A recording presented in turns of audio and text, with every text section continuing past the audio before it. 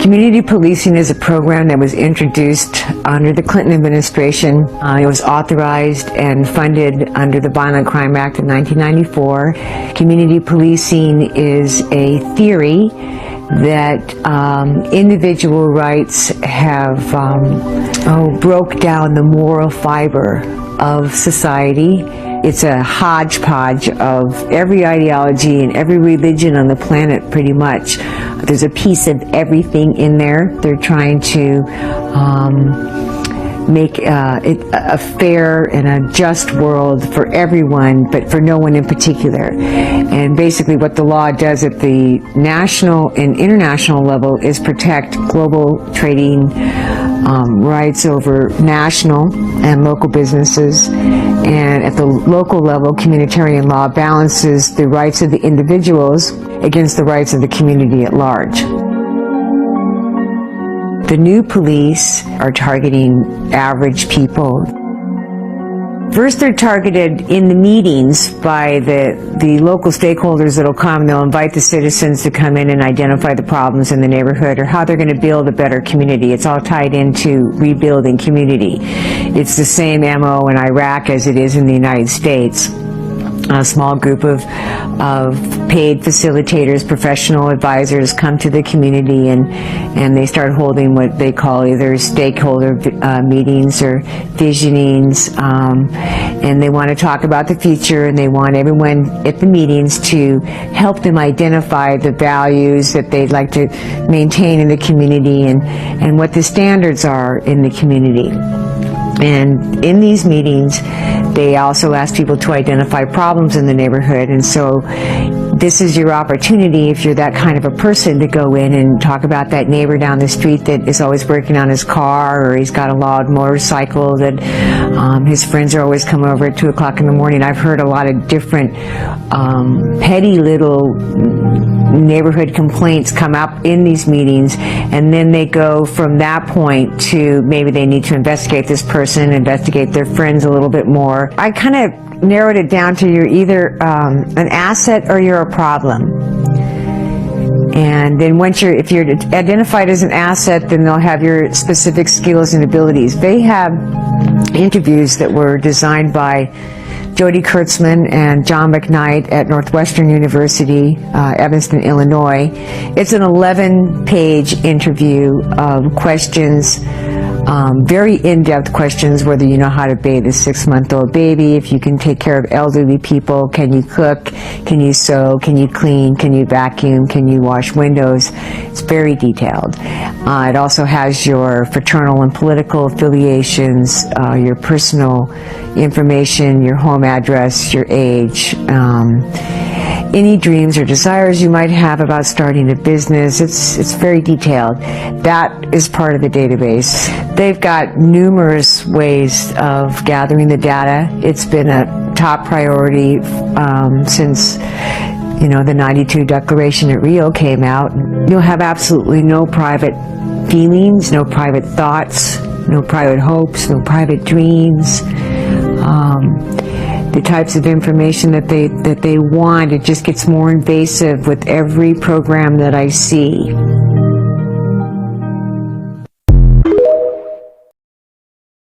Have to share, and I'm putting my life in danger by doing it. I don't feel good about this. I feel guilty as hell. This is why I'm sharing it.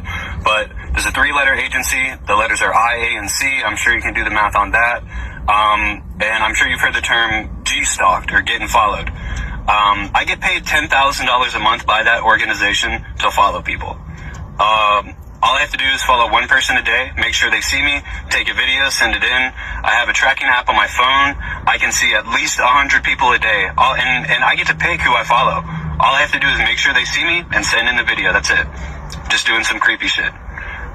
Share this, like this, send it to your homies. If you called someone crazy for getting G-stalked, sorry, dude, it's real. My boy. I don't know what to say about the gang stalking, to be honest with you, because I've been making a whole bunch of videos and I've learned so much more about what's going on.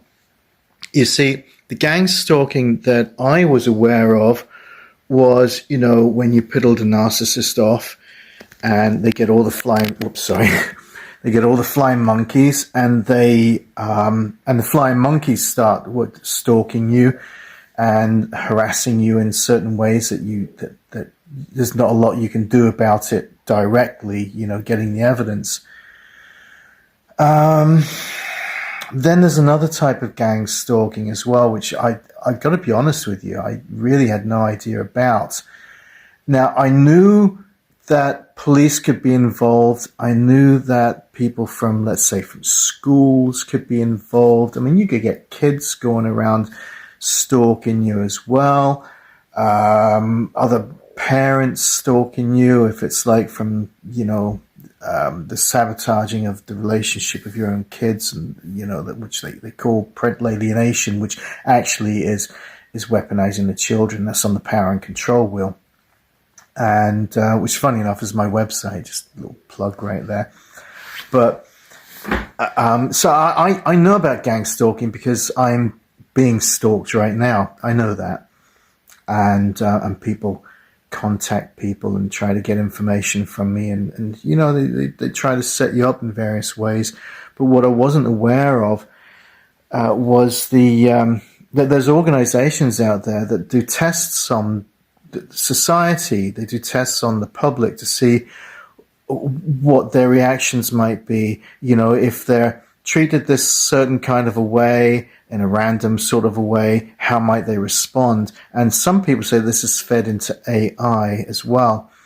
And some people say that their phones are being tapped, or that there's special frequencies that are sent, distributed, targeted to you. And this is all, I mean, they don't know you. It's nothing personal, but they're getting information, and you're the test subject. Tell me if I'm wrong on this one, because I've not experienced that. But you have. I mean, like thousands of you have. So I can't say, oh, you're nuts. I don't think you are. I honestly wouldn't put it past the government or anybody to hold these experiments, and they're social experiments, for control, isn't it?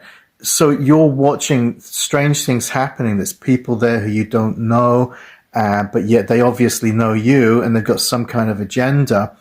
I think it's really weird, and we really need to keep having this conversation because it's open. Let's chat. I need to know, and so do you. Let's chat. All right, people that's being gang stalked, I think you are on a list because of the stuff that you know, and they're making sure that you're not meeting up with other people to conspire anything. Like, they know you're probably not going to speak on certain things on the phone, so they probably thinking that we need to follow these people around, make sure they're not ganging up together and coming up with a plan for anything. So they gang stalking. I'm going to be reading a specific case file today from the Epstein files around a targeted individual's life. Government and police targeting of an individual, organized targeted crime. Entrapment of the targeted victim in the continual targeting 1993 to 2021. Money laundering through government departments. Telco connected to Centrelink involved in robo-debts, resulting in suicide to the victims of the debts. Illegal activity connected to telco, connected to a government department, sexual targeting, computer hacking through remote access to servers and digital internet devices. Mobile phone hacking resulting in fraudulent activity, created isolation of the targeted victim through telecommunication systems, 2012 to 2016. Police targeting resulting in illegal detainment, January 2017, of the targeted victim. First attempt of premeditated murder of the targeted victim's awareness to appear as unaliving by medication. Cover-up of intellectual property theft of the medical business plan and medical professionals' communication tool and referral system. Involvement in multiple intellectual property theft, 1993 to 2021. Organized targeted crime of an individual by reducing the powers of ICAC. Targeted victim was not mentally unstable or suffering from a mental health condition. 2012 to 2016, reported illegal targeted activity was true and correct. These files contain evidence and proof of the program and what targeted individuals go through on a daily basis. If you are looking for more information and you would like to learn more about the Epstein files and targeted individuals, you can follow my YouTube channel. The link is in my bio. Okay, they cut me off. We were talking about biometrics. So biometric, your face changes, your body changes, you're miserable, your life is falling apart. Nobody really believes you or understands. It's not, that's the other big deal about this. It's not that people don't believe. We don't understand. I'm going through it. I've been going through this all this time, and I still don't understand certain parts of it. But I can't even imagine back when we're looking at videos people did from like years ago, when we didn't even have a clue this existed, and how it must have sounded to people who they told, like, oh, I'm hearing voices, people are talking to me, my face is changing, I lost my job because everyone's harassing me on my job, people are following me around, all of this together. People would say, like, you sound nuts, go to it, get some help, which is what these types of people will say. Until you prove that it's not in people's heads. It's out loud. It's been happening to so many people for decades now. And why I changed it from a year or two, because even someone found a blog from 2007. I found news articles from 2000 and something. So that's 20 years ago, and nobody was talking about this stuff. So when they're coming up with more work for me to do that takes me off course, I want us to get back on course. And people, why don't you answer these questions for us? Why is this Soviet technology? Why did the United States start to use it and research it? That's a big question for me also. But now that we have the information that the United States, they're releasing it, who were they using this on? Who's using this now? How do we as Americans... It's happening in Jamaica too. Yes. Yes, it is. I've never heard of anybody being on the program. I hope that me talking about it makes people talk out of their stories. It's happening in every country you could think of, I guess, based on the messages I've gotten and the comments. It seemed like it's happening, especially in Africa. I didn't know that this was a thing. I didn't know. It's crazy. This is not like regular harassment. This is harassment times 3. Yeah. It's heavily funded. The secret societies are behind it. Pedophiles, it's mostly pedophiles are behind it. Rapists are behind it. No real gangster is behind it, for sure. No real thug is behind it. It's just pedophile and cowards and people who are not even in the streets. For real. It's just people behind the jacket suit or in the office or just paying to have people life possessed. Yes, I hope that me talking about it, other Jamaicans can come out and talk about it. I hope that I'm not the first Jamaican who has been on the program. Also, I've been going back in time, and I feel like I was being watched before the harassment started. I could remember times. I don't want to talk about certain stories as yet. GangStalking is made up of series of activities that are meant to be executed simultaneously with the objective to trap the target in negative emotional states, such as resentment, anger, hate, and fear. These activities are designed to create the impression of causing physical harm to the target.